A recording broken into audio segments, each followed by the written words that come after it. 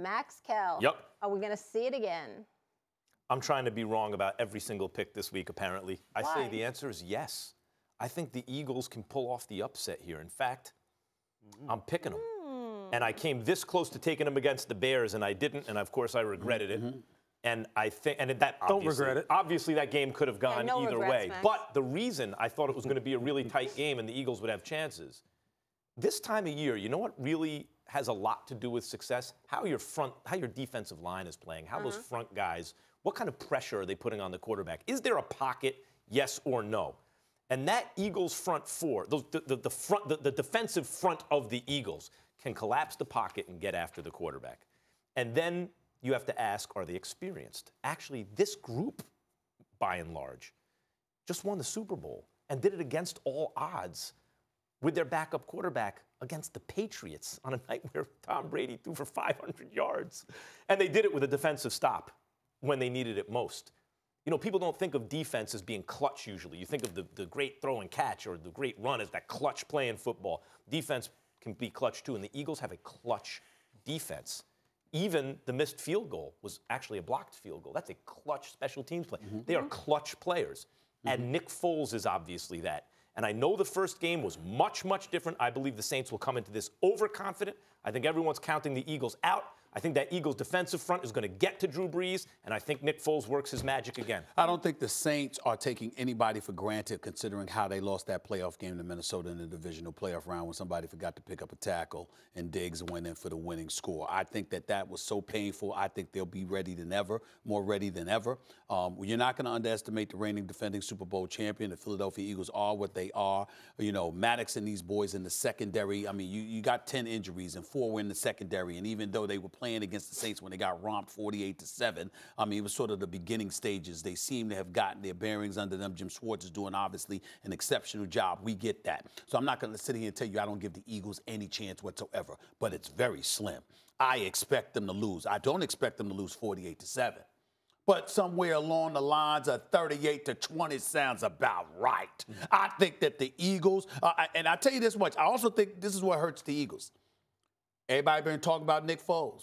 You understand? Super Bowl champion, yes. And then there's Nick Magic and all. No, you ain't sneaking up on anybody now. You weren't sneaking up on them because you were the Super Bowl champions. But now you're really not sneaking up on them because, I mean, the way everybody's been talking about Nick Foles, let him touch you and you too shall be healed. I mean, it's ridiculous. And the Saints are about to put it in and all of that stuff. Keep in mind that the first matchup, Traquan Smith, your rookie, it wasn't Michael Thomas that blitzed you. He only had 4 receptions for over 50 yards or something like that. It was Traquan Smith that had 10 receptions for 157 yards. Yeah, but you mentioned it. They had no secondary at the time. No, not what I'm saying, but he's still a rookie is all I'm trying to say. All I'm trying to say to you, you expect that when we think about the Saints romping the Eagles, if you didn't watch the game or didn't pay attention to that game, you would be thinking it's Drew Brees and Michael Thomas. And, of course, they combined with Kamara and Ingram. They combined to run for 174 yards, okay? So they had their running game going. But you would think it was Michael Thomas and Drew Brees because that's the predictable position that you would take. No, it's the rookie Traquan Smith that was balling for the Saints in that particular game.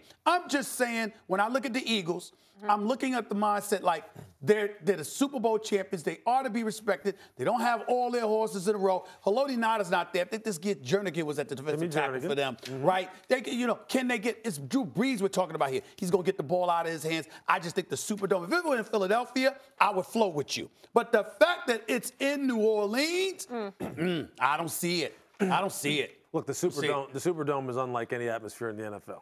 Been there many times. It's ridiculous. It's a party. Yeah. It's a party for 4 hours. That's the only time. Absolutely. Because Drew Brees usually going upside everyone's head for 4 hours. It's an absolute party. You point to the fact that the Eagles didn't really have a secondary in that first game. I would argue this. I would argue if the Chicago Bears would have threw the football downfield and more early in that game against the Eagles, as you saw them do late in the football game, as the Bears did, that game would have turned out different. The Saints will expose the secondary here. I'll tell you why the front of the Eagles, although they're playing much better from a pressure percentage standpoint, and Fletcher Cox is one of my favorite guys in the NFL, and Michael Bennett's one of my favorite guys in the NFL.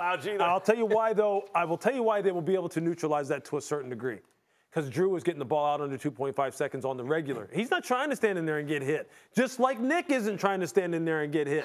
Okay, so those guys, because of how quick and efficient they operate, they will negate some of the pass rush in and of itself. I believe Sean Payton will take shots at this secondary a way that Matt Nagy wasn't willing to, because he was trying to protect Mitch Trubisky. He was trying to play to the strength of his defense. The Saints' strength is the fact that they go for the jugular. The Saints' strength is the fact that their quarterback is one of the greatest of all time, and they are going to put it up early and often. Let me give you another argument, Lewis, okay? And this is much less kind of football's X's and O's and more of like the kind of BS sports fan gut thing. I see trends throughout the season and just throughout football history. The best team at different points of the season isn't always the best team right now. To me, it feels like this Saints team peaked about 5 or 6 weeks ago. They have not been the same since then. Yep. And now with this time off, a lot of times that's what you want.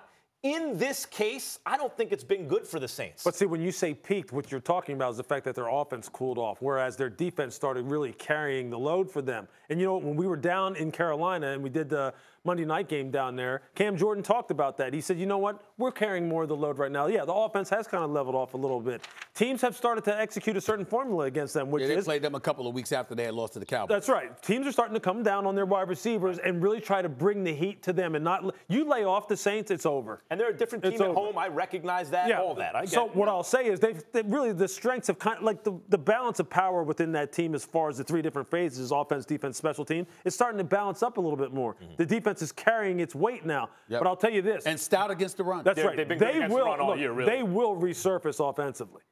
Sean Payton's one of the best schemers in the NFL, and really the Eagles' defense from a scheme perspective, you think they're going to really try and fool with Drew Brees? They're going to try and play it true and try and well, I don't say out-execute, but they're going to try and play fundamental football, which quite honestly with that guy means this. That means simple coverages, and that means for him, I know what you're doing.